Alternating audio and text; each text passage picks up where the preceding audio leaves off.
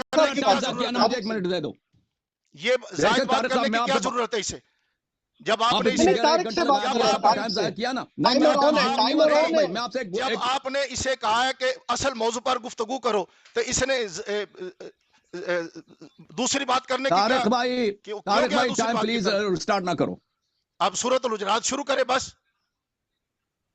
اس نے میرے ٹائم دوبارہ شروع کریں. طارق بھائی میں آپ سے عرض یہ ہے کہ پلیز دوران مناظرہ آپ ان کو تام کے رکھیں، کیونکہ انہوں نے مجھے پتا چل گیا کہ ان کا اسٹائل کیا ہے. ان کا اسٹائل یہ ہے کہ مناظرہ نہ کرو، ڈسرپٹ کرو، شور مچاؤ اور کہہ دو کہ سامنے والے کو میں نے شکست دیا.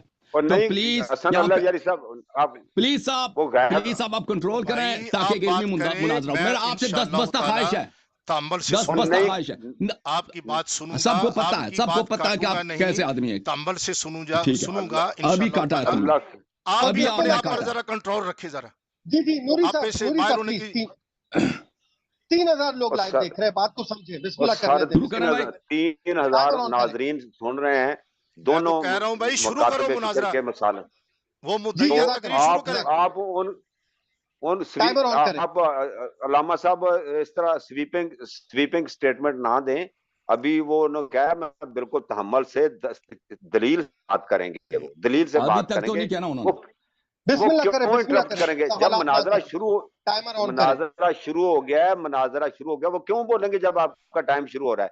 آپ ایسے ہی پہلے تھک گئے ہم تو سارے. جی سر ٹھیک ہے بھائی، آپ سے گزارش ہے کہ آپ کنٹرول کریں. آپ سے صرف اتنا ہی میں نے کہنا. شروع کریں بھائی. طارق صاحب جب کہیں گے شروع کریں.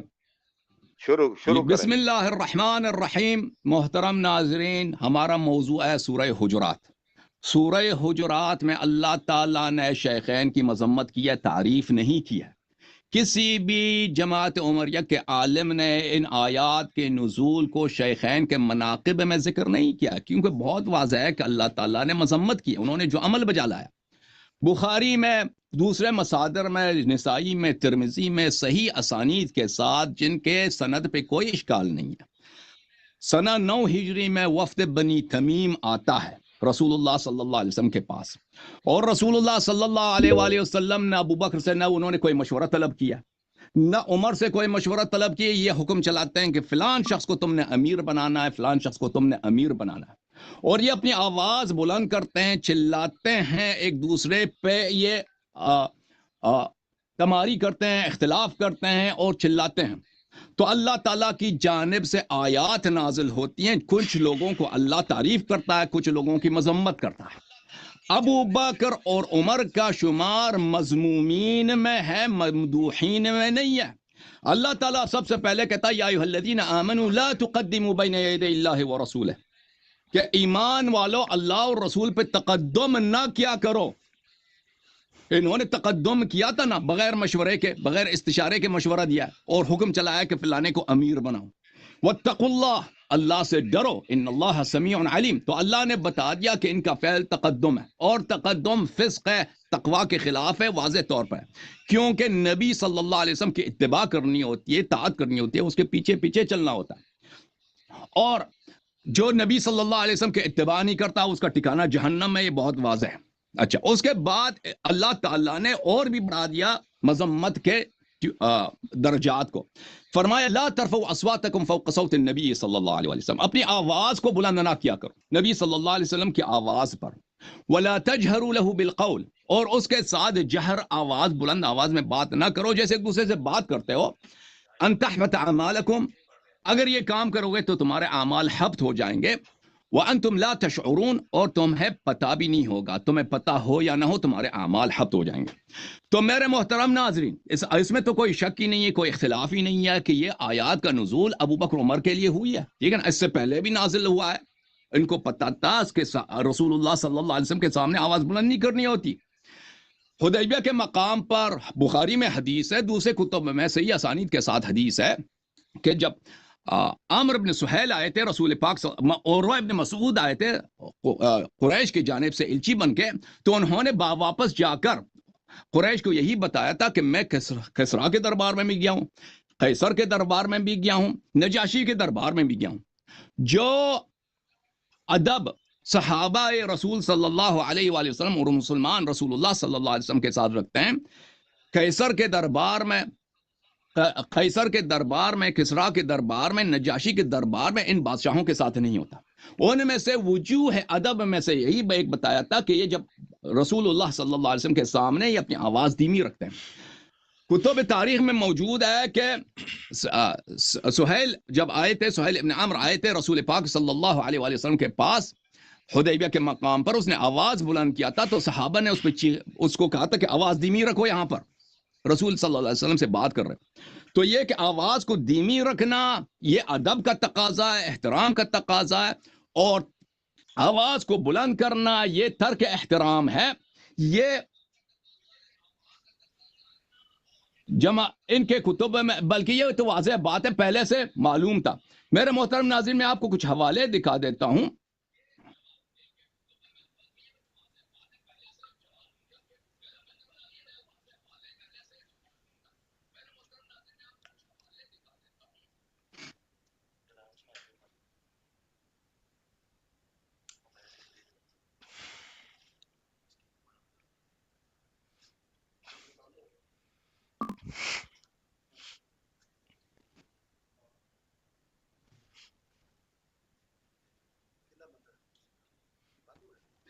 یہ کتاب بخاری چاپ دار احیاء تراث العربی، یہاں پہ ملاحظہ فرمائیے، باب خوف المؤمن ان يحبط عمله وهو لا يشعر ان رسول الله صلى الله عليه وسلم خرج يخبر بليلة القدر فتلاحى رجلان من المسلمين فقال اني خرجت لاخبركم بليلة القدر وانه تلاحى فلان وفلان فرفعت وعسى ان يكون خيرا لكم التمسوها في 7 و9 و5.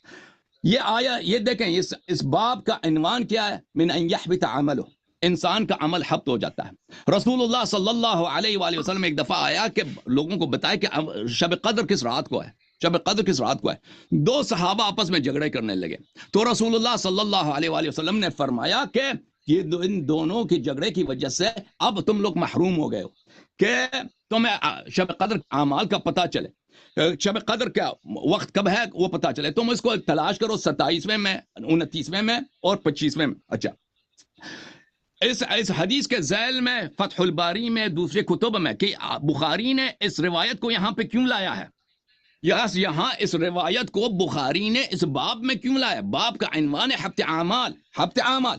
وہ ان سب کا یہی کہنا ہے کیونکہ بخاری نے اس لیے لایا ہے اس حدیث کو اس عنوان کے نیچے، اس ترجمے کے نیچے، کیونکہ رفع صوت حبط عمل کا سبب ہے.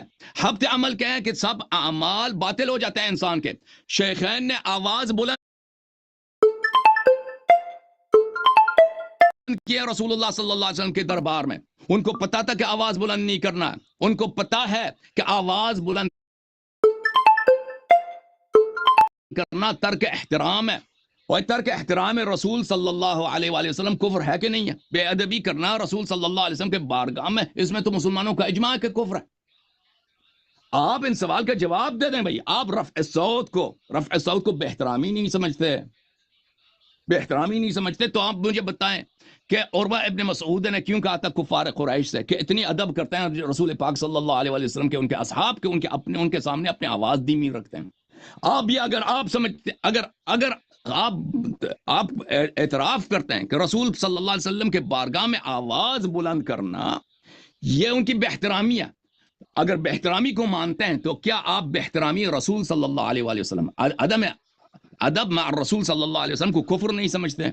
تو آپ کا یہ ایک منفرد اور آپ کا ایک شاذ عقیدہ ہوگا. مسلمانوں کا یہ عقیدہ نہیں ہے، سب مسلمانوں کا اجماع ہے کہ ترک ادب مع الرسول صلی اللہ علیہ وسلم دلیل علی الکفر. اچھا، آپ کے کتب میں علماء اعلام نے اس مسئلے پہ بڑی بات کیا کہ رسول اللہ صلی اللہ علیہ وسلم سامنے آواز بلند کرنا اور چیخنا یہ کام ہے اور ترک احترام رسول صلی اللہ علیہ وسلم کفر کا سبب ہے. دوسری بات ہے کہ ان کے سامنے بے احترامی کرنا ان کی اذیت کا سبب ہے. ان الذين يؤذون الله ورسوله لعنهم الله في الدنيا والآخرة وعد لهم عذابا مهينا. آپ مجھے بتائیں کہ آپ مہمانوں کے سامنے کوئی آ جائے، دو آدمی آ جائے، وہاں پہ چیخنا چلانا شروع کر دے ایک دوسرے پر، آپ کو اس سے اذیت ہوتی ہے نہیں ہوتی؟ آپ کی بے احترامی ہوتی ہے یا نہیں ہوتی؟ آپ کی بے احترامی ہوتی ہے، آپ کی اذیت ہوتی ہے. ایک عام مسلمان کی اذیت رسول صلی اللہ علیہ وسلم کے احترام کی اذیت جیسے نہیں ہے. جو رسول اللہ صلی اللہ علیہ وسلم کو اذیت کرتا ہے اس کا ٹھکانہ جہنم ہے، اور اللہ نے اس کو لعنت کیا. پھر حبط اعمال آ جاتا ہے. حبط اعمال آپ لوگوں کی کتابوں میں بلکہ قرآن مجید میں دلیل ہے. دیکھیں وَمَنْ يَرْتَدِدْ مِنْكُمْ عَنْ دِينِهِ فَيَمُتْ وَهُوَ كَافِرٌ أُولَئِكَ حَبِطَتْ أَعْمَالُهُمْ. جو جن کے اعمال حبط ہو جاتے ہیں، جو کافر ہوتے ہیں اعمال حبط ہو جاتے ہیں. ایمان فقط حبط عمله. جو کافر ہو جاتا ہے اس کا عمل حبط ہو جاتا ہے. استغفار صلی اللہ علیہ وآلہ وسلم کفر ہے، بے ادبی رسول صلی اللہ علیہ وسلم کفر ہے، اسی لیے حبط عمل ہو جاتا ہے. آپ مجھے بتائیں، جب قرآن بتاتا ہے کہ جو آواز بلند کرے رسول صلی اللہ علیہ وسلم کی بارگاہ میں اس کے اعمال حبط ہو جاتے ہیں. میں بہت توجہ چاہتا ہوں غلام مصطفیٰ نوری صاحب سے کہ میرے اس جملے کو اچھی طرح سے سن لیں. جب قرآن بتا رہا ہے کہ آواز بلند کرو گے تمہارے اعمال حبط ہو جائیں گے، یہ تو اس پہ اجماع ہے کہ ابو بکر عمر نے آواز بلند کیا، تو اس کے اعمال کیسے حبط نہ ہوئے؟ تو آپ مجھے بتائیں نا کہ ان کے اعمال حبط نہ ہونے کی دلیل آپ کے پاس کیا ہے؟ اگر آپ کہتے ہیں ان کو پتہ نہیں کہ اعمال حبط ہو جائیں گے، قرآن بتاؤ تم لا تشعرون، آپ کو پتہ بھی نہ ہو آپ کے اعمال حبط ہو جائیں گے. ٹھیک ہے نا؟ ان کا اس حبط آواز بلند کرنے کا جرمانہ یہ ہے، اس کی سزا یہ ہے کہ آپ کے اعمال حبط ہو جائیں گے. یہ جاننا کہ اس جرم کا سزا حبط اعمال ہے، اس سے کوئی فرق نہیں پڑتا آپ کو پتہ ہے یا نہیں ہے، آپ کے اعمال حبط ہو جائیں گے. اگر آپ یہ کہتے ہیں کہ ان کو پتہ نہیں تھا کہ آواز بلند کرنا یہ بے احترامی رسول صلی اللہ علیہ وآلہ وسلم ہے، تو یہ آپ کی نادانی ہے. کیونکہ خود مسلم میں موجود ہے کہ یہ آیت سے پہلے بھی ایک دفعہ نازل ہوا تھا قیس ابن ثابت ابن شماس کے معاملے میں، اس سعد بن معاذ کے حیات میں، اور پھر حدیبیہ کے مقام پر وہاں پہ تو واضح ہے کہ عروہ بن مسعود کہتے ہیں کہ صحابہ احترام کرتے ہیں. پھر اللہ تعالیٰ نے ان الذین یغضون اصواتهم عند رسول اللہ صلی اللہ علیہ وآلہ وسلم اولئک الذین امتحن اللہ قلوبهم للتقوی لهم مغفرۃ واجر عظیم، کہ جو لوگ اپنی آواز کو دھیمی رکھتے ہیں رسول اللہ صلی اللہ علیہ وسلم کے سامنے، اللہ تعالیٰ نے ان کی مدح کیا کہ ان کے دل میں ایمان ہے، اللہ نے ان کے دلوں سے ایمان کا امتحان لیا ہے. لہم مغفرۃ واجر عظیم، ان کے لیے مغفرت ہے اور اجر عظیم ہے. علامہ صاحب آپ مجھے بتائیں کہ ابو بکر عمر کا شمول کس گروہ میں اس آیت کے نزول کے وقت؟ ان لوگوں میں ہیں جنہوں نے اپنی آواز دھیمی رکھی ہے، اللہ نے ان کی مدح کیا، یا ان لوگوں میں جنہوں نے اپنی آواز بلند کی ان کے اعمال حبط ہو گئے؟ تو واضح طور پر کہ ابو بکر عمر کا اس گروہ میں شامل ہے جن کا اعمال حبط ہو گئے. یہ واضح طور پر اللہ تعالیٰ نے ابو بکر عمر کی تعریف نہیں کی ہے، اللہ تعالیٰ نے ابو بکر عمر کی مذمت کی اور حبط اعمال کا خبر دیا اور بتایا کہ یہ احترام رسول صلی اللہ علیہ وسلم نہیں کرتے. تو یہ آیا ان الذین یغضون اصواتهم کہ جو لوگ اپنی آواز دھیمی رکھتے ہیں اللہ تعالیٰ نے ان سے ایمان کا امتحان لیا ہے، اور ان کے لیے مغفرت اور اجر عظیم ہے. تو واضح طور پر بتا رہا ہے کہ آیت کے نزول کے وقت ایسے لوگ تھے جو اپنی آواز دھیمی رکھتے تھے. تو آپ اگر یہ بہانہ بنائیں کہ ان کو پتہ نہیں تھا جی آیت تو پہلے نازل نہیں ہوا تھا، تو واضح طور پر خود آیات بتا رہے ہیں کہ یہ وہاں پہ لوگوں کو پتہ تھا کہ آواز دھیمی رکھنا. اچھا مزید یہ اچھی طرح سے آپ توجہ کریں علامہ صاحب اور اس کا جواب دے دیں. ان دونوں کے آپس میں جھگڑا ہوا گیا، ابو بکر عمر کا رسول صلی اللہ علیہ وسلم کے بارگاہ میں، اور ایک دوسرے پہ چلا رہے ہیں، بے ادبی کا مظاہرہ کر رہے ہیں. اچھا قرآن مجید فرماتا ہے فلا وربک لا یؤمنون حتی یحکموک فیما شجر بینہم، تیرے رب کی قسم، تیرے پروردگار کی قسم، ان کی ایمان ہی نہیں ہے اس وقت تک کہ اگر فیما شجر بینہم، جب ان کے درمیان کوئی مشاجرہ پیدا ہوتا ہے تو آپ کو حکم بنا لیں. تو آپ مجھے بتائیں جب اللہ تعالیٰ فرما رہا ہے جب مشاجرہ پیدا ہو آپ نے رسول صلی اللہ علیہ وسلم کو قاضی بنانا چھوڑ دینا. اگر رسول صلی اللہ علیہ وسلم کو قاضی نہیں بنایا، حکم نہیں بنایا، تو اللہ کہہ رہا قسم کھا کے کہتا ہے کہ آپ کا ایمان ہی نہیں ہے. ٹھیک ہے نا؟ تو آپ مجھے بتائیں ابو بکر عمر نے یہاں پہ تو آپس میں چلاتے رہے یہاں تک کہ آیات ان کی مذمت میں نازل ہو گئی. رسول صلی اللہ علیہ وسلم کو ان دونوں نے حکم نہیں بنایا، جبکہ قرآن مجید واضح طور پہ قسم کہہ رہا ہے کہ آپ نے اگر حکم نہیں بنایا ہے تو آپ کا ایمان ہی نہیں. پھر میرے محترم ناظرین اس کے بعد والے آیت کی طرف توجہ کیجئے. ان الذین ینادونک من وراء الحجرات اکثرهم لا یعقلون، یہ بھی اسی واقعے میں نازل ہوئی ہے. اور اللہ تعالیٰ جھوٹ نہیں کہتا. اگر انہوں نے آواز بلند کی ہے تو پکارا ہے تو اللہ نے نازل کیا. اور اللہ تعالیٰ نے ابو بکر عمر کا شمار کن لوگوں میں نہیں کیا؟ ان لا یعقلون میں کیا ہے؟ لا یعقلون ان شر الدواب عند اللہ الصم البکم الذین لا یعقلون.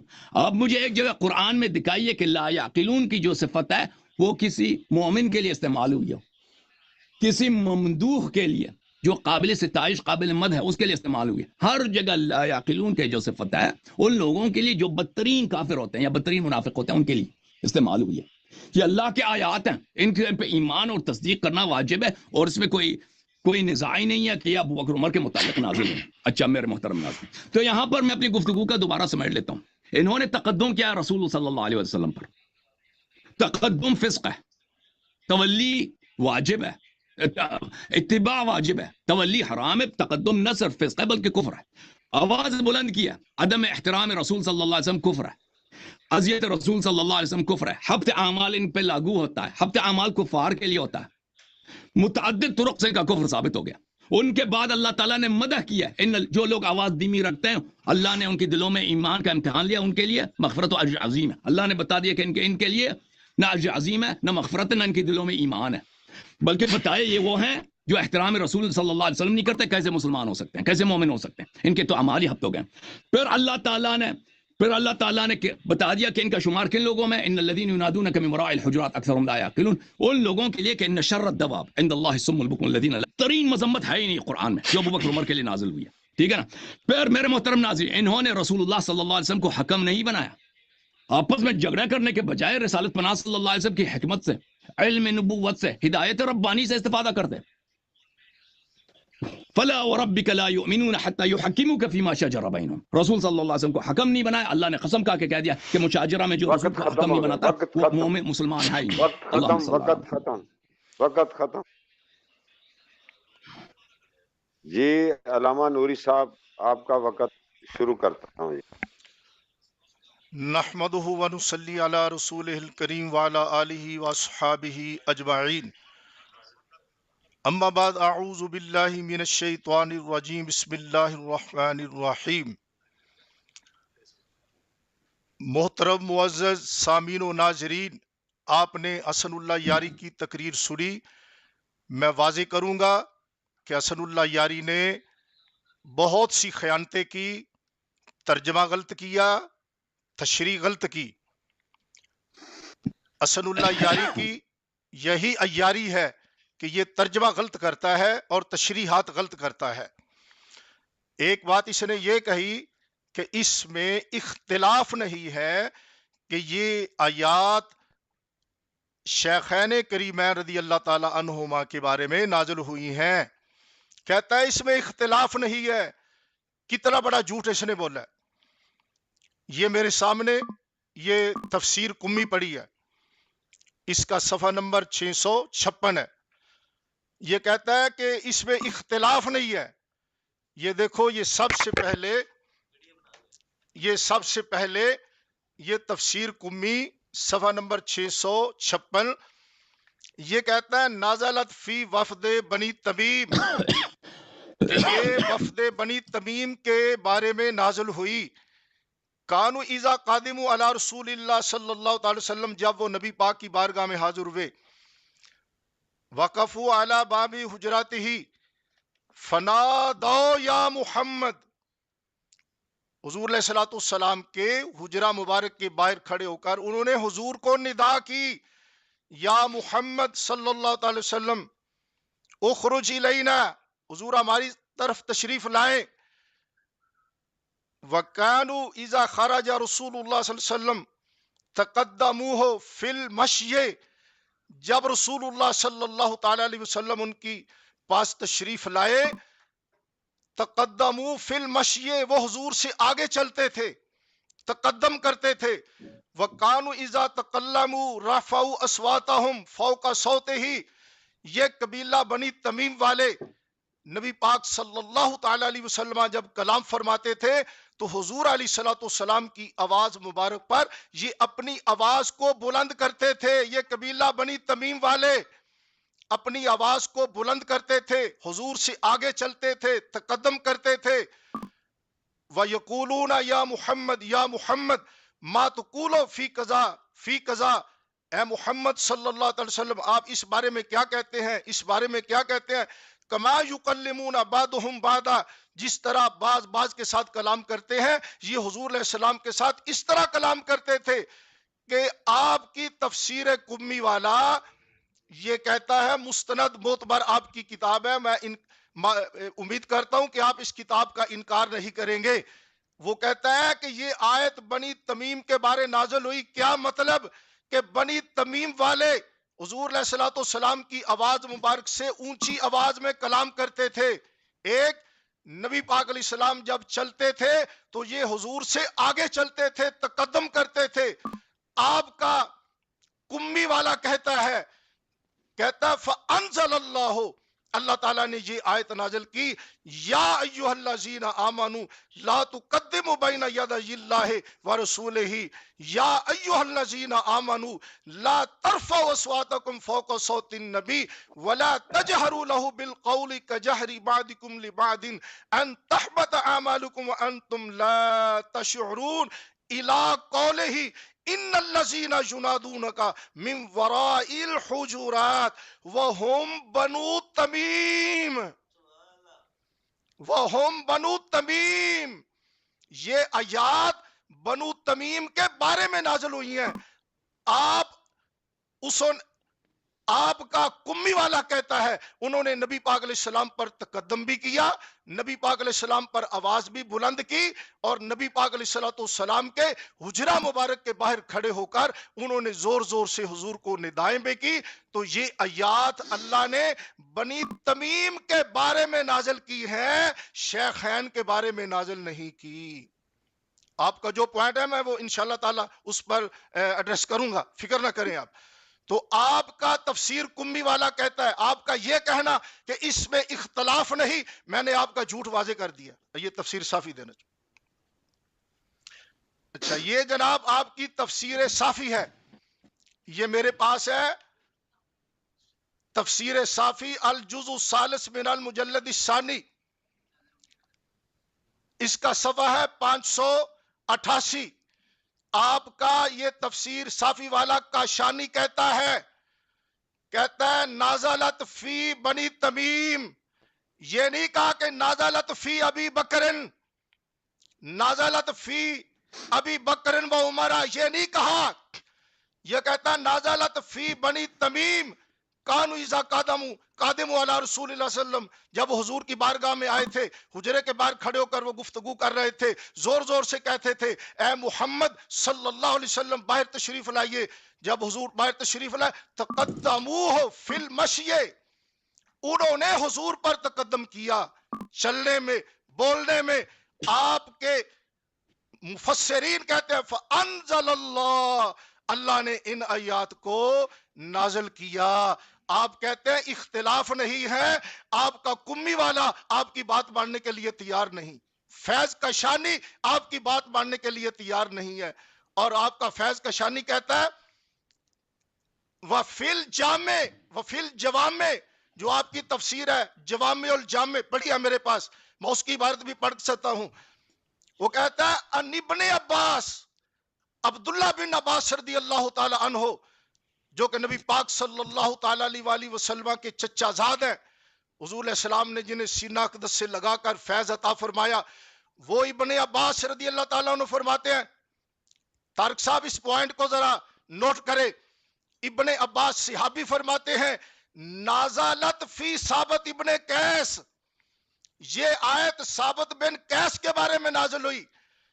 یہ ثابت بن قیس کے بارے میں نازل ہوئی. کانا فی اذنہ وقرن کانا جہوری صوت، کہ ان کی آواز ذرا بھاری تھی، ان کے کان میں کچھ پرابلم تھی، وہ جب بولتے اذا کلم رفع صوتہ وربما تعزى رسول اللہ صلی اللہ علیہ وسلم، ان کے بولنے سے حضور علیہ السلام کو بعض مرتبہ ایذا ہوتی تھی.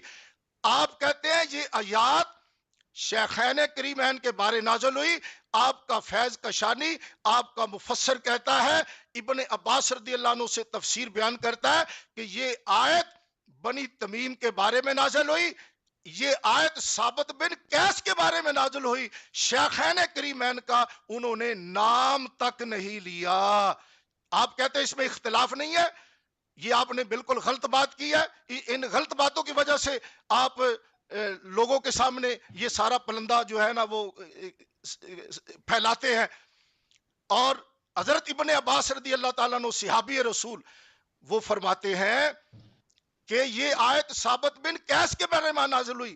آپ کا یہ کہنا کہ اس میں اختلاف نہیں، میں نے یہ آپ کی بات غلط ثابت کر دی. ایک نمبر دو، یہ بات ذرا غور سے سننا. اللہ یاری صاحب یہ بات ذرا توجہ سے اور غور سے سننا، کیونکہ آپ کی ساری عمارت دھڑم سے گرنے والی ہے. یہ سنیں غور سے. آپ کا فیض کاشانی کیا کہتا ہے؟ آپ کا فیض کاشانی کہتا ہے وفی تفسیر الامام علیہ السلام فی سورۃ البقرہ عند قولہ تعالی لا تقولوا رائنا وقولوا انظرنا. کہتا ہے کہ امام علیہ السلام کی تفسیر میں ہے ان القاسم علیہ السلام، امام سیدنا امام ابن امام امام الائمہ سیدنا امام موسیٰ کاظم رضی اللہ تعالیٰ عنہ سے روایت کرتے ہیں ان رسول اللہ صلی اللہ علیہ وسلم لما قدم المدینہ تھا، جب حضور علیہ السلام مدینہ تشریف لائے، قصورا حولہ المہاجرون والانصار، اور مہاجرون اور انصار کی کثرت جب ہوئی، حضور کے بارے میں مسائل زیادہ ہوئے، کانو یخاطبونہ بالخطاب العظیم الذی لا یلیق بہ، حضور علیہ السلام کی بارگاہ میں وہ ایسی بات کرتے جو لائق نہ تھی. وذالک ان اللہ تعالی کان قال یا ایھا الذین آمنوا لا ترفعوا اصواتکم فوق صوت النبی. کہتا ہے اللہ نے آیت نازل کی اس وقت، وکان رسول اللہ صلی اللہ تعالی علیہ وسلم رحیما وعلیہم عطوفا، حضور بڑے رحیم اور بڑے کریم تھے ان کے لیے. اب یہ بات بڑی قابل توجہ، آپ نے اس کا جواب دینا ہے. کہتا ہے کہ حضور بڑے رحیم اور کریم ہیں. وفی ازالت الاسام عنہم مجتہدا حتی انہ کان ینظر الی من یخاطبہ فتعمل علی ان یکون صوتہ مرتفعا علی صوتہ لیزیل عنہ ما توعد اللہ من احباط اعمالہ. آپ کے امام موسیٰ کاظم فرماتے ہیں نبی پاک صلی اللہ تعالی علیہ وسلم پر جب یہ آیت نازل ہوئی تو اگر کوئی شخص حضور سے اونچی آواز میں بات کرتا تھا تو نبی پاک علیہ السلام اس سے زیادہ اونچی آواز میں گفتگو فرماتے تھے تاکہ اس کے اعمال حبط نہ ہو، اس کے اعمال ضائع نہ ہو. اور یاد رہے یہ امام موسیٰ کاظم کی بات نہیں ہے. مسائل الشیعہ میرے پاس پڑی ہے، اگر کہیں گے تو حوالہ دکھا دوں گا. آپ کے وسائل الشیعہ میں یہ بات موجود ہے. کون سی؟ اللہ یاری کہیں بے ہوش نہ ہو جانا، توجہ سے سننا. امام جعفر صادق رضی اللہ عنہ فرماتے ہیں میری بات میرے باپ کی بات ہے، میرے باپ کی حدیث میرے دادے کی حدیث ہے، میرے دادے کی حدیث میرے آقا امام حسین رضی اللہ عنہ کی حدیث ہے، آقا حسین علیہ السلام کی حدیث میرے آقا امام حسن مجتبی کی حدیث ہے، ان کی حدیث مولا علی شیر خدا کی حدیث ہے، ان کی حدیث نبی پاک علیہ السلام کی حدیث ہے، ان کی حدیث اللہ تعالیٰ کا فرمان ہے. آپ کے کسی ایک امام کا فرمان وہ اللہ کا فرمان ہوتا ہے آپ کے نزدیک، اور رسول اللہ کا فرمان ہوتا ہے. امام موسیٰ کاظم فرماتے ہیں جب نبی پاک علیہ السلام پر یہ آیت نازل ہوئی، جو کوئی حضور پر نبی پاک علیہ السلام کے سامنے اونچی آواز میں بات کرتا تھا، نبی پاک علیہ السلام اس سے زیادہ اونچا بولتے تھے تاکہ اس کے اعمال حبط نہ ہو. اب حبط عمل والا میرے نبی نے سلسلہ ہی بند کر دیا. اوے حبط عمل والا میرے نبی نے سلسلہ ہی بند کر دیا. اور پھر جو تو نے ترجمہ کیا کہ جی آیت نازل ہوئی، گفتگو ہوئی، حبط عمل ہو گئے، اللہ تعالیٰ نے آیت نازل کر دی، یہ ترجمہ بھی تو نے غلط کیا ہے. یہ دیکھ، یہ میرے پاس ہے آپ کا ترجمہ حجت الاسلام حافظ فرمان علی، یہ شیعہ ہے، امامیہ ہے، یہ اس کا ترجمہ کرتا ہے لا ترفعوا اصواتکم فوق صوت النبی، وہ ترجمہ کرتا ہے غور سے سننا، تو کہتا ہے اے ایماندارو، بولنے میں تم اپنی آوازیں پیغمبر کی آواز سے اونچی نہ کیا کرو، اور جس طرح تم آپس میں ایک دوسرے سے زور زور سے بولا کرتے ہو ان کے روبرو سے نہ بولا کرو، ان تحبطا، ترک سا پوائنٹ نوٹ کیجئے، ان تحبطا اعمالکم، ایسا نہ ہو، ایسا نہ ہو کہ تمہارا کیا کرایا سب اکارت ہو جائے، ایسا نہ ہو، ہوا نہیں، سمجھ نہیں آئی، سمجھ نہیں آ رہی اس ایسا کو، نہ ہو، ہوا نہیں۔ آپ کا ترجمہ کرتا ہے حجت سمجھ نہیں آ رہی الاسلام آپ کی کا، آواز. اب آپ کو آواز کیسے سمجھائے گی، اب آپ کو میری بات کیسے سمجھائے گی؟ آپ کا فرمان علی ترجمہ آڈیو کرتا آپ کا ہے، خراب ہے بھائی. آپ کا فرمان علی ترجمہ کرتا ہے، کہتا ہے کہیں ایسا نہ ہو کہ تمہارے اعمال ضائع ہو جائیں، تو کہتا ہے عمل ضائع ہو گئے، تیرا حجت الاسلام کہتا ہے اس کا ترجمہ یہ ہے کہ کہیں عمل ضائع نہ ہو جائے۔ اب بتا اوے یاری، تو جھوٹا ہے یا تیرا حجت الاسلام جھوٹا ہے؟ تو نے ترجمہ غلط کیا یا تیرے حجت الاسلام نے ترجمہ غلط کیا؟ اور میں اگلی ٹرن میں بتاؤں گا یہی ترجمہ اور تیرے تبرسی نے کیا ہے، یہی ترجمہ تیرے مجموع البیان والے نے کیا ہے، تیرا یہی ترجمہ اور صافی والے نے کیا ہے، تیرا یہی ترجمہ اور تیرے مفسرین نے کیا ہے۔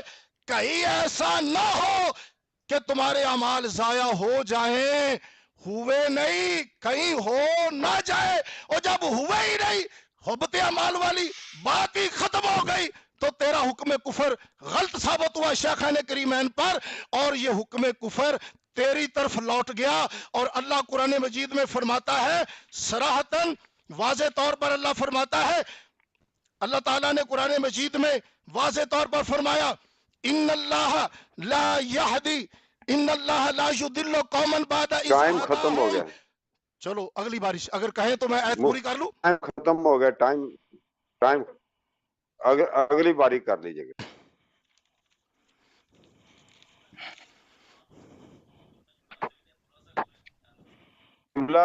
نوری صاحب آپ کے نا مائک میں کچھ پرابلم ہے، تھوڑا سا میرا خیال ہے چیک کریں، تھوڑی سی آواز کٹ رہی تھی اینڈ پہ نا، یا مائک ہل گیا ہے۔ معاملہ سیٹ کرو بے۔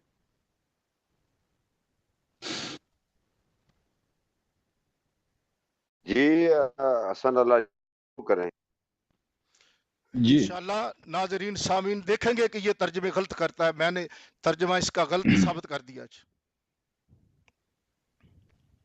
بسم اللہ الرحمن الرحیم. محترم ناظرین، آپ نے غلام مصطفیٰ نوری صاحب کا بیان آپ نے سن لیا.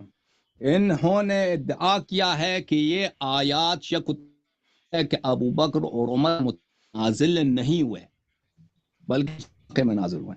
انہوں نے یہ ادعا کیا، ٹھیک ہے نا، اور یہ ان کی بہت بڑی جھوٹ ہے. یہ کتاب میں کوئی ایسی بات نہیں ہے کہ یہ ابو بکر عمر کے متعلق نازل نہیں ہوئے. تفسیر قمی سے انہوں نے جو عبارت نقل کیا ہے انہوں نے اس میں خیانت کی ہے، اس میں سے اپنے سے لقمے ڈال دیے ہیں کہ اس میں یہ عبارت انہوں نے داخل کی کہ ابو بکر عمر کے متعلق نازل نہیں ہوئے بلکہ وفد بنی تمیم میں نازل ہوئے. یہ ہم مانتے ہیں، تفسیر قمی کی عبارت یہی ہے کہ وفد بنی تمیم میں نازل ہوئی ہے، لیکن اس میں یہ عبارت نہیں ہے کہ ابو بکر عمر کے متعلق کبھی نازل نہیں ہوئے یہ آیات. پھر انہوں نے تفسیر صافی سے وہی عبارت جو تفسیر قمی میں وہی دوبارہ پڑھی ہے. اور یہ انہوں نے کوئی اور یہ ان کو پتہ ہونا چاہیے کہ کسی مفسر کا قول ہمارے لیے حجت نہیں ہے. اگر کوئی حدیث ہے، کوئی روایت ہے صحیح سند کے ساتھ تو حجت ہے، اگر نہیں ہے تو حجت نہیں ہے. انہوں نے جمع الجوامع سے حوالہ دیا ہے عبداللہ ابن عباس کے قول کا. اب جمع الجوامع کے کتاب میں آپ حدیث دکھا دیتے ہیں اس کی سند کے کس کتاب سے وہ نقل کر رہا ہے. جمع الجوامع والی کتاب وہ اس کے مصنف شیعہ ہے، لیکن اس میں جماعت عمرہ کے احادیث وہ بکثرت نقل کرتا ہے، ٹھیک ہے نا. آپ نے تفسیر امام علیہ السلام سے عبارت نقل کیا. تفسیر امام علیہ السلام میں کوئی ایسی بات نہیں ہے کہ ابو بکر عمر کے متعلق نازل نہیں ہوئے، بلکہ یہ اس میں یہ ہے کہ ابتدائے ہجرت میں یہ بات نازل ہوئی ہے. ابتدائے ہجرت میں یہ بات نازل ہوئی ہے، تو اس کا مطلب یہ نہیں ہے کہ دوبارہ نازل نہیں ہوئی. تفسیر امام حسن عسکری علیہ السلام میں یہ ہے کہ ابتدائے ہجرت میں ان الذین بسم اللہ الرحمن الرحیم لا ترفعوا اصواتکم، اللہ تعالیٰ نے ادب سکھا دیا تھا، تو یہ تو آپ پہ حجت ہے، حجت بن جاتا ہے کہ جب شروع سے اللہ نے بتایا تھا کہ آواز بلند نہ کرو، تو سنہ 9 ہجری کو انہوں نے کیوں آواز بلند کیا؟ تو پھر آپ کے ہاتھ سے کوئی بھی آپ بنا سکتے کہ ان کو پتہ نہیں تھا۔ تفسیر امام علیہ السلام سے آپ نے عبارت جو نقل کیا ہے، آپ نے اس میں یہ بھی خیانت کیا ہے کہ اللہ تعالیٰ نے حبط اعمال کا راستہ بند کیا ہے۔ اچھا، میں آپ کی خدمت میں یہ جھوٹ بول رہا ہے۔ پلیز ادب سے کام لیں، اپنی میری باری میں ایک لفظ بھی انہوں نے نہیں بولنا بھائی۔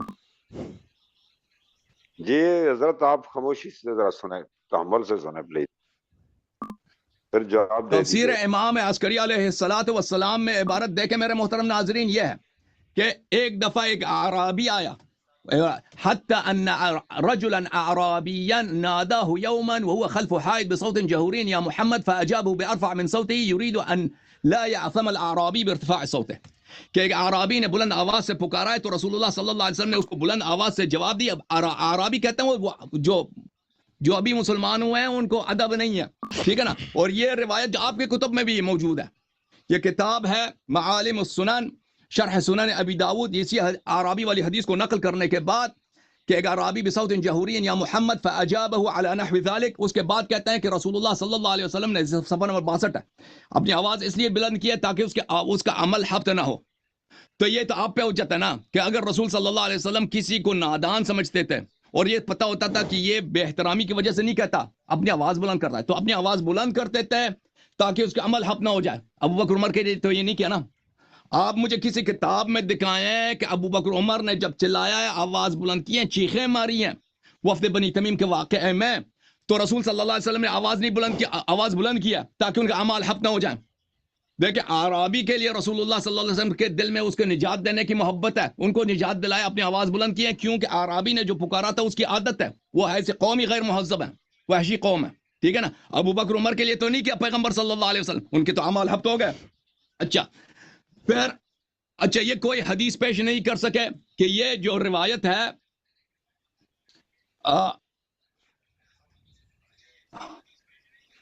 یہ جو واقعہ ہے یہ ابو بکر عمر کے متعلق نازل نہیں ہوئی، ٹھیک ہے نا، کوئی عبارت پیش نہیں، انہوں نے مفسرین کے اقوال پیش کیے، کوئی حدیث وغیرہ پیش نہیں کی کہ ابو بکر عمر کے متعلق کہ یہ وفد بنی تمیم میں نازل ہوئی ہے، ٹھیک ہے نا۔ اگر یہ ہم اس کی کوئی سند نہیں ہے، کوئی آپ نے مفسر کے اقوال پیش کیے، کوئی حدیث پیش نہیں کیا، ٹھیک ہے نا، اگر ہم مان بھی لیں نا، یہ کوئی بڑی بات نہیں ہے، کیونکہ اسباب نزول میں تعدد یہ تو ایک عام چیز ہے۔ مجھے بہت تعجب ہے غلام مصطفیٰ نوری صاحب کہ اب مجھے نہیں لگتا، اب مجھے نہیں پتا کہ آپ کی تعلیم کتنی ہے، اور بھائی آپ نے علوم قرآن نہیں پڑھا، اسباب النزول کی کتابیں نہیں پڑھی آپ نے، کو اس میں یہ تو عام سی بات ہے کہ ایک آیا کہ متعدد بار نازل ہو سکتا ہے، اس کے متعدد اسباب ہو سکتے ہیں۔ اگر کسی حدیث میں یہ ہے کہ یہ آیا یہاں پہ نازل ہوئی ہے، دوسری حدیث میں کہ یہ یہاں پہ نازل ہوئی ہے، ان میں تضاد نہیں ہے اگر دونوں کی سند صحیح ہے، کیونکہ ایک آیا بار بار نازل ہو سکتی ہے۔ یہ کتاب الاختصاص لشیخنا المفید رحمہ اللہ، یہاں پر قام رجل الى امیر المؤمنین علیہ السلام فسأله عن قول اللہ عز وجل یا ایھا الذین آمنوا لا تقدموا بین یدی اللہ ورسولہ فی من نزلت قال فی رجلین من قریش، ابو بکر عمر کے متعلق نازل ہوئی ہے۔ اچھا ملاحظہ کریں میرے محترم ناظرین، التکرار فی النزول، تعدد اسباب النزول، یہ میں بہت اختصار کے ساتھ دکھاتا ہوں، یہ الاتقان فی علوم القرآن ہے، جزء اول، یہاں پہ ایک پورا نوع ہے، ایک پورا باب چیپٹر ہے، ما تکرر نزولہ، وہ آیات جن کی تکرار بار بار نازل ہوئی ہیں، اور اس میں بہت ساری مثالیں دیتا ہے، تعدد نزول و تکرار، مثل ما اخرجہ الشیخان عن المسیب، پھر بہت ساری روایت دیتا ہے کہ بخاری میں موجود ہے کہ یہ آیت یہاں پہ نازل ہوئی، دوسری آیت کے وہاں پہ نازل ہوئی ہے، تو اس میں کوئی تنافی نہیں ہے، ایک آیت 2 دفعہ نازل ہو سکتا ہے، 3 دفعہ نازل ہو سکتا ہے، 4 دفعہ نازل ہو سکتا ہے، اس میں کوئی تنافی نہیں ہے، ٹھیک ہے نا۔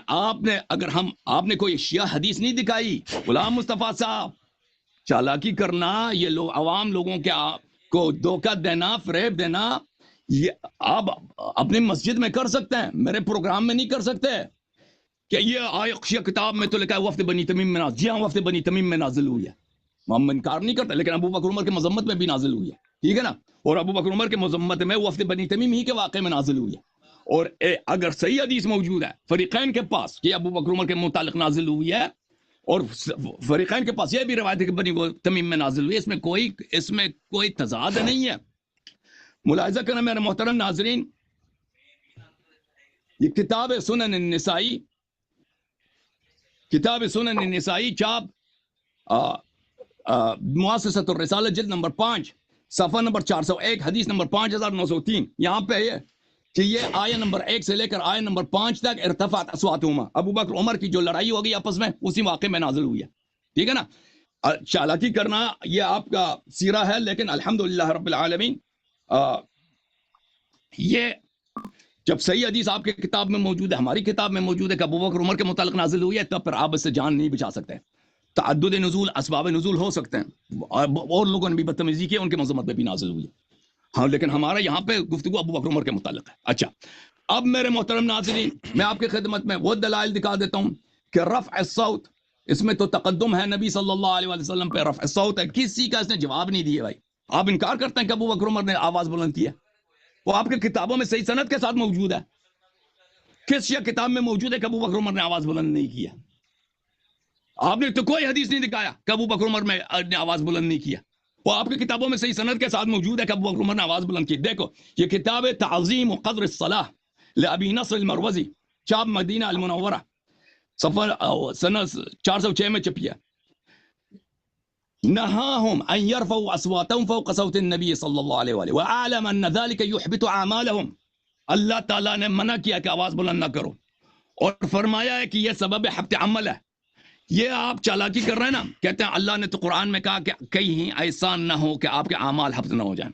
اللہ نے یہی کہا کہ ایسا نہ ہو کہ آپ کے اعمال حبط ہو جائیں. آپ مثلا زنا نہ کرو جہنم جاؤ گے، ترک نماز نہ کرو کافر ہو جاؤ گے. ٹھیک ہے نا. نبی صلی اللہ علیہ وسلم کو گالی بے احترامی نہ کرو، جہنم جاؤ گے. ٹھیک ہے نا. اگر اللہ تعالیٰ نے ایک واقعہ بتا دیا، وہ عام ایک قاعدہ دے دیا. اب سبب نزول ابو بکر عمر اگر ہیں کہ اب آواز بلند کرو گے حبط اعمال ہو جائیں گے. ابو بکر عمر نے آواز بلند کی ہے، سبب نزول بھی ہوئی ہے، تو ان کا اعمال کیوں حبط نہ ہوگا؟ دیکھیں، اگر ایک قاعدہ اللہ نے دے دیا کہ جو مثلا زنا کرتا ہے اس کو 80 کوڑے لگیں گے، کسی شخص نے زنا کیا اس کو 80 کوڑے لگیں گے نا، تو کہہ دو کہ اس کے آیا میں تو یہ نہیں لکھا کہ اسی شخص کو ہم نے 80 کوڑے لگانے. اچھا، یہ کتاب ہے کتاب المنہاج فی شعب الایمان، دار الفکر سنہ 1979 میں چھپی ہے. یا ایھا الذین آمنوا لا ترفعوا اصواتکم ان تحبط اعمالکم وانتم لا تشعرون انما اراد بذلك ان رفع الصوت فوق صوت يوقع معصیہ فیخرج الایمان. فرمایا ہے کہ آواز بلند کرو گے یہ گناہ ہے، اور اس سے ایمان انسان سے دور ہو جاتا ہے، ایمان نکل جاتا ہے. الرافع ويحبط بعض عمله، اور اس کے اعمال بھی حبط ہو، بعض عمل نہیں سب اعمال حبط ہو جاتے ہیں. اچھا، السوائق المحرقة على الجهمية والمعطلة لابن قیم الجوزیہ. یا ایھا الذین آمنوا لا ترفعوا اصواتکم، فرمایا وحذرهم من حبوط اعمالهم بذلك، فرمایا کہ یہ حبط عمل کا سبب ہے. یہ فخر رازی کی تفسیر میں ملاحظہ کریں کہ ترک رفع الصوت دلیل على قلة الاحتشام وترک الاحترام. ٹائم ختم ہو گیا ہے، ٹائم ختم ہو گیا. نحمدہ ونصلی علی رسول الکریم وعلی آلہ وصحابہ اجمعین. محترم معزز سامعین و ناظرین، آپ متوجہ ہوں اور دیکھیں اس حسن اللہ یاری کی چالاکیاں. اس نے کہا تھا کہ اس میں اختلاف نہیں ہے، یہ کہہ رہا تھا کہ یہ حتمی طور پر یہ شیخین کریمین کے بارے نازل ہوئی ہے. میں نے اس لیے ان کی تفاسیر، تفسیر کمی، صافی، جوامع الجامع سے پڑھ کر سنایا کہ تیرا یہ جھوٹ ہے، تو یہ کذب بیان نہیں کر رہا ہے کہ اس میں اختلاف نہیں ہے کہ یہ شیخین کے بارے نازل ہوئی ہے. اور تیرے مفسرین، کوئی کہتا ہے یہ ثابت بن قیس کے بارے نازل ہوئی، کوئی کہتا ہے وفد بنی تمیم کے بارے میں نازل ہوئی. اور پھر اس نے کتنا بڑا جھوٹ بولا ہے، کہتا ہے جی کہ میں نے وہ تفسیر کمی میں الفاظ اپنی طرف سے داخل کیا. لعنت اللہ علی الکاذبین، لا حول ولا قوت الا باللہ العلی العظیم. میں نے ساری عبارت پڑھ کر سنائی، دوبارہ پڑھ کر سنا دوں. میں نے یہ نہیں کہا کہ یہ الفاظ تفسیر کے ہیں، الفاظ پڑھ کر میں نے اس کا ترجمہ کر کے میں نے یہ بات کہی ہے کہ آپ کے مفسر نے اس میں شیخین کا ذکر نہیں کیا، شیخین کا نام نہیں لیا. میں نے تو یہ بات کہی ہے اور آپ نے میرے ذمہ جھوٹ لگا دیا. پھر آپ نے یہ کہا کہ ابو بکر عمر رضی اللہ تعالیٰ عنہ کے بارے میں پھر آپ نے کہا کہ یہ آیت متعدد بار نازل ہوئی ہے. یہ آپ کا یہ خیال ہے. آپ نے حوالے دیے، جتنے بھی حوالے دیے، کسی کتاب میں بھی یہ نہیں ہے کہ لا ترفعوا اصواتکم فوق صوت النبی یہ آیت 2 بار نازل ہوئی یا 3 بار نازل ہوئی یا 4 بار نازل ہوئی. ہاں، تعدد نزول کا میں نے انکار کب کیا ہے، لیکن اس آیت کو لا ترفعوا اصواتکم فوق صوت النبی، اوے آپ کا مفسر قمی بھی نہیں یہ بات مانتا، وہ بھی آپ کے خلاف بات کر رہا ہے، اور آپ کا صافی والا بھی نہیں مانتا، مجمع الزوائد والا بھی نہیں مانتا، جوامع الجامع والا بھی یہ بات نہیں مانتا. کہتے جی یہ مفسرین کے اقوال ہے، یہ مفسرین کے اقوال ہے. تو بھائی کہہ دو کہ قمی والے نے جھوٹ بولا ہے، سامعین ناظرین کو پتا چل جائے کہ لوگوں کے سامنے فراڈ کرتے ہیں، آگے پیچھے کہتے ہیں قمی کی سب روایات سکا ہے اور قمی بڑی مستند تفسیر ہے. لوگوں کے سامنے کہہ دو آج کھول کر کہ صافی والے نے جھوٹ بولا ہے، کھول کر کہو کہ مجمع البیان والے نے جھوٹ بولا ہے. کیوں نہیں کہتے؟ کہ وہ مفسرین کے اقوال ہے. یہ تو مفسرین کے اقوال ہے، تو ابن ابی ملیکہ اس کو آپ نبی مانتے ہیں یا صحابی مانتے ہیں ابن ابی ملیکہ کو؟ بھائی وہ مفسرین کے اقوال کہہ کر آپ نے مسترد کر دی. کیسی چلاکی ہے آپ کی، کیسی خیانت ہے آپ کی. اور ادھر ابن ابی ملیکہ کی روایت جو تابعی ہے 117 یا 118 ہجری میں جو پیدا ہوئے، 80 سال کی ان کی عمر ہے. امام ذہبی سیر اعلام النبلاء میں کہتے ہیں 80 سال کی عمر ہے. اب 117 سے 80 کو نکالے، پیچھے 28 29 سال تقریباً اس کی عمر بنتی ہے. او بھائی ابن ابی ملیکہ یہ نہ صحابی ہے، یہ تو تابعی ہے، اور تابعی بھی کبار تابعین میں سے نہیں ہے، یہ بھی تابعی ہے، یہ بھی تابعی ہے. اور یہ تو نزول آیت کے وقت موجود ہی نہیں تھا، نزول آیت کے وقت موجود ہی نہیں تھا، اور یہ بیان کر رہا ہے نزول قرآن مجید کا نزول بیان کر رہا ہے. لازماً اس نے دیکھا نہیں، یہ موجود نہیں تھا. تو درمیان میں راستے ہیں. لا ترفعوا اصواتکم فوق صوت النبی کا شان نزول بیان کرتے ہوئے تو ابن ابی ملیکہ نے آگے نہ کسی تابعی کا نام لیا نہ کسی صحابی کا نام لیا کہ مجھے یہ بات فلاں صحابی نے سنائی کہ وہ صحابی فرماتے ہیں کہ میں فلاں وقت میں تھا اور اس وقت یہ آیت شیخین کے بارے میں نازل ہوئی.